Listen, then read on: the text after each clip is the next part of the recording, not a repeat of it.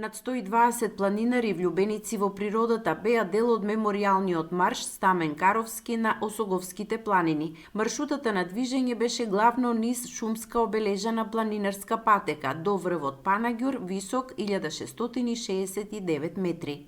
Овде на Осоговските планини по четврти пат се одржува меморијалниот планинарски марш во чести спомен на татко ми Стамен Каровски.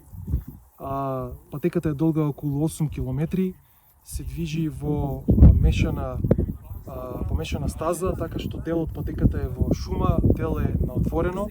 Осоговските планини се прекрасен предел, зафаќаат некои 5% од вкупната територија на државата и се втора најголема планинска маса во Македонија, веднаш зад Шар планина според површина. Околу 70% од Осоговските планини се во Република Македонија, 30% се во соседна Бугарија, а граничната линија минува преку врвот Руен, кој што е највисоката точка на планината со 2252 метри надморска височина.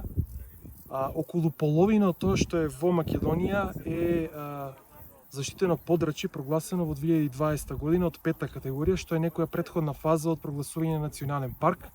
Во она строго заштитената зона, црвена зона, има и некои ендемични видови на животни и на растенија кои што се специфични само за Осоговските планини.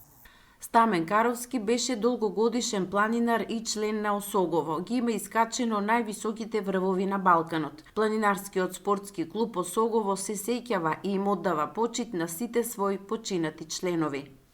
Во изминатите неколку години планинарскиот клуб изгуби уште неколку планинари, некои од нив како Анче Трифунов, кој што повеќе од 20 години се бавеле со планинарство. Во трагедијата во Кочани ги загубивме и планинарите Ивона Антова и Георги Величков, кои што редовно се бавеа со спорт, со планинарство, велосипедизам и така натаму. Осоговските планини имаат голем потенцијал за планински и за екотуризам и се поголем број посетители и рекреативци го посетуваат овој планински масив на истокот од државата.